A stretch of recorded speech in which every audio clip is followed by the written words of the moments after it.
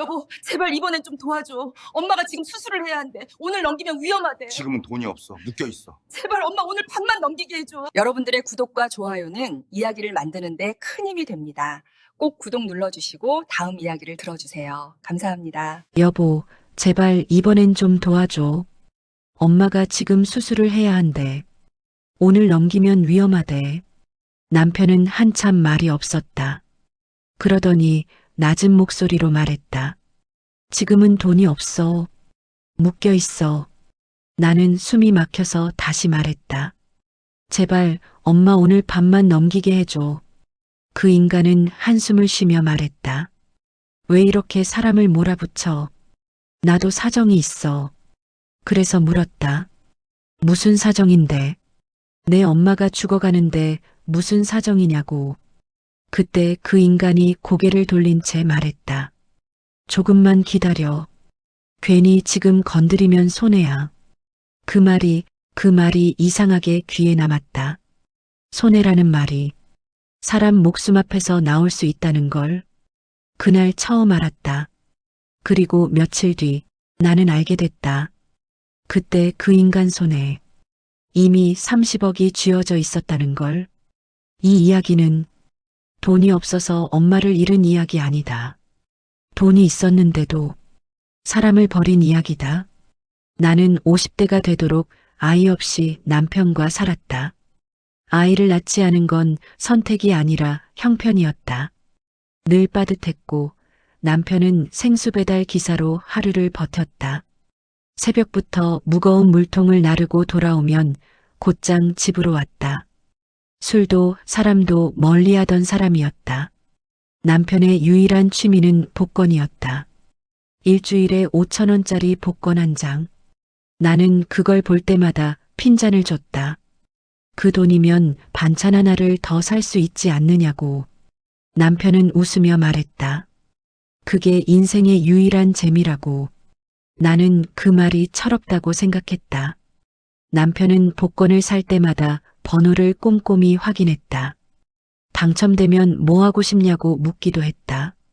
나는 그런 질문이 싫었다. 헛된 기대는 사람을 더 초라하게 만든다고 믿었기 때문이다. 그래서 늘 말했다. 그런 걸로 인생 안 바뀐다고. 남편은 더 말하지 않았다. 그저 웃고 다음 주에도 같은 금액의 복권을 샀다. 그러다 어느 날부터 남편의 태도가 달라졌다. 말수가 늘었고 휴대폰을 자주 들여다봤다. 그래도 나는 몰랐다. 그가 이미 복권에 당첨돼 있었다는 사실을 나만 모르고 있었다는 걸. 70대 친정엄마가 쓰러졌다는 전화를 받은 날 나는 병원 복도를 뛰어다녔다. 의사는 수술이 필요하다고 했다. 시간을 미루면 위험하다는 말에 정신이 아득해졌다. 남편에게 전화를 걸어 상황을 설명했고 처음으로 분명하게 돈 이야기를 꺼냈다. 그는 알겠다고 했다. 걱정 말라고도 했다. 그런데 며칠이 지나도 아무 변화가 없었다. 대신 남편은 집에 늦게 들어오기 시작했다. 이유를 묻자 그냥 친구들이랑 한잔했다고 했다. 예전 같으면 미안하다는 말부터 했을 사람이었다. 나중에 알았다. 그 좋은 술집에 30대 여자가 있었다는 걸. 남편 옆에 앉아 술을 따라주고 성공한 사람들 이야기를 해줬다는 걸. 예전의 가난한 삶은 이제 끝내도 되지 않겠느냐는 말도 했다고 했다. 아이도 없고 평생 고생만 시킨 아내와는 다른 인생을 살아야 하지 않겠느냐고. 남편은 그 말을 말리지 않았다. 일주일에 5,000원짜리 복권을 사던 사람은 30억을 손에 쥐자 전혀 다른 사람이 돼 있었다. 그 여자는 남편의 꿈을 비웃지 않았다. 오히려 키워줬다.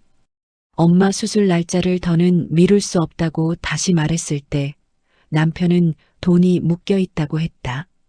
조금만 기다리면 된다고 했다. 나는 그 말을 믿었다. 믿고 싶었다.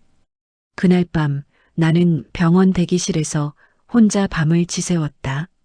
엄마는 끝내 수술을 받지 못했다. 장례식장에서 나는 울지 않았다. 울면 주저앉을 것 같았기 때문이다. 그때는 아직 몰랐다. 남편이 이미 복권으로 30억을 손에 쥐고 있었다는 걸. 내가 핀잔 주던 그 복권이 모든 비극의 시작이었다는 걸. 장례가 끝난 뒤 남편은 이혼 이야기를 꺼냈다. 너무 담담해서 말문이 막혔다. 그 과정에서 나는 모든 걸 알게 됐다. 복권 당첨 시점, 정확한 금액, 그리고 그 돈으로 새로운 생활을 시작하고 있었다는 사실까지. 그때는 간통죄가 살아있던 시절이었다. 마음만 다친 게 아니었다. 법으로도 책임을 물을 수 있었다. 나는 더 이상 참고 넘기지 않기로 했다. 엄마가 돌아가신 뒤에야 진실을 알게 된 이 상황을 그냥 덮을 수는 없었다. 나는 간통으로 고소했다. 남편은 처음엔 태연한 척했다. 돈이 있으니 해결할 수 있다고 말했다. 하지만 감옥 이야기가 나오자 얼굴이 굳었다. 결국 그는 합의를 택했다. 고소를 취하하는 조건으로 받은 돈이 정확히 4억이었다. 그는 감옥 대신 돈을 택했고 나는 용서 대신 책임을 택했다. 그 순간에도 마음이 시원하지는 않았다. 다만 분명했다. 일주일에 5,000원짜리 복권을 사던 남자와의 결혼은 여기서 끝이라는 것. 그 후 이야기는 남에게서 들었다. 남편은 남은 돈이 많다는 이유로 생수 배달 일을 그만뒀다고 했다. 그 여자가 소개해준 투자와 사업에 손을 댔고 사람 말만 믿고 돈을 맡겼다고 했다. 어느 날 그녀는 흔적도 없이 사라졌고 돈도 함께 사라졌다. 30억은 그렇게 빠르게 증발했다. 나는 그 소식을 듣고도 아무 말도 하지 않았다. 가난은 다시 왔지만 이번엔 다르다. 나는 더 이상 헛된 기대를 꾸지 않는다. 그리고 다시는 나 자신을 핀잔 주며 살지 않는다. 돈이 인생을 바꾼다고들 한다. 하지만 나는 이 일을 겪고 나서야 알았다.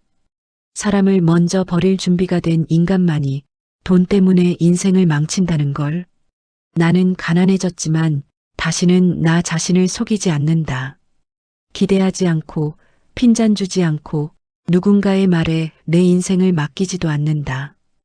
혹시 지금 이 이야기를 들으며 가슴이 조금이라도 아팠다면 그건 당신이 아직 사람을 소중히 여긴다는 뜻이다. 이 이야기가 당신의 선택 앞에서 조금이라도 힘이 됐다면 좋겠다.